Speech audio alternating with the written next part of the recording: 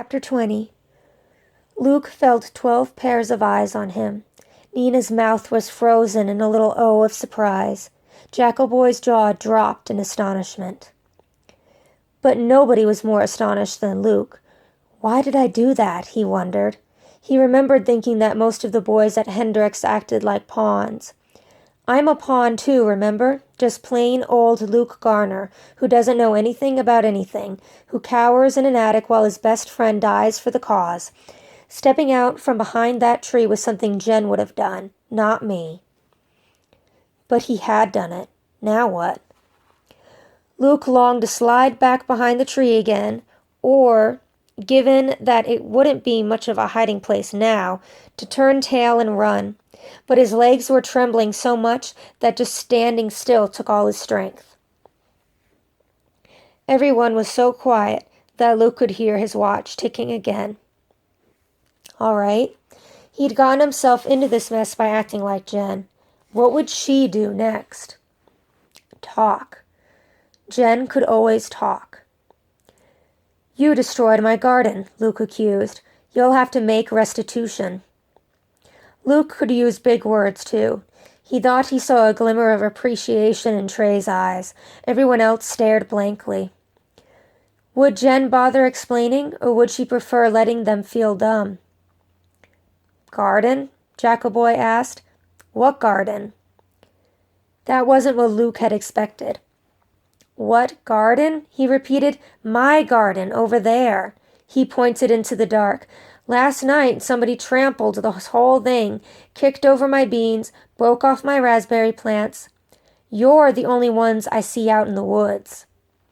Luke tried to let his anger carry him through, but all the faces in front of him looked vacant. Had he made a big mistake? Could they possibly be innocent? He finished weakly, So you owe me. Jackal-Boy shook his head. We don't know what you're talking about. He didn't seem to be lying. But how good was Luke at judging liars? I'll show you, Luke said impatiently. He suddenly had the notion that if he saw them looking at the destruction, he'd be able to tell by their expressions whether or not they were guilty. He turned hastily and started walking.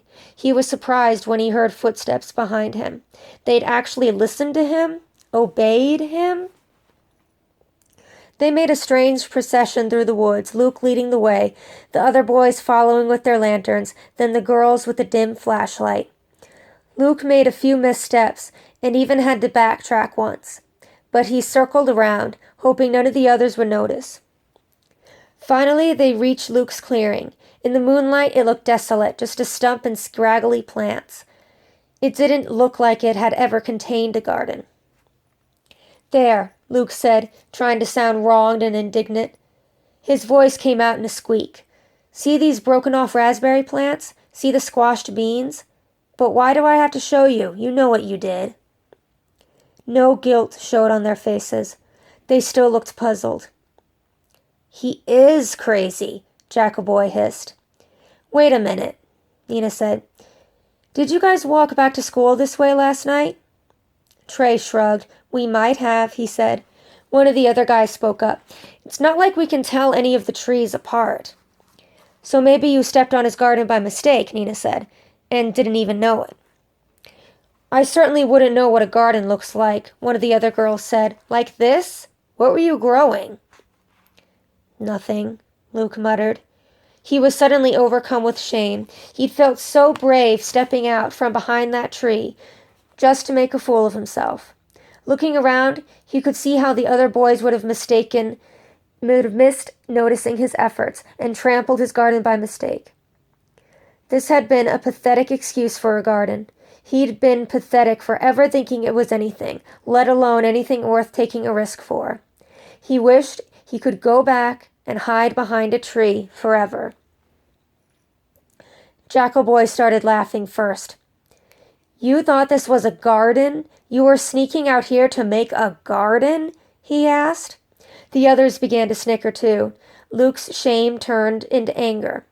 So? He asked, defiant again. So you are a lecker, Jackal-Boy said. He was laughing so hard he doubled over in mirth.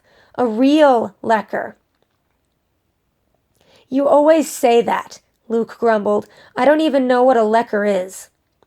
Someone from the country, Trey explained helpfully. Like a bumpkin. That's what it really means.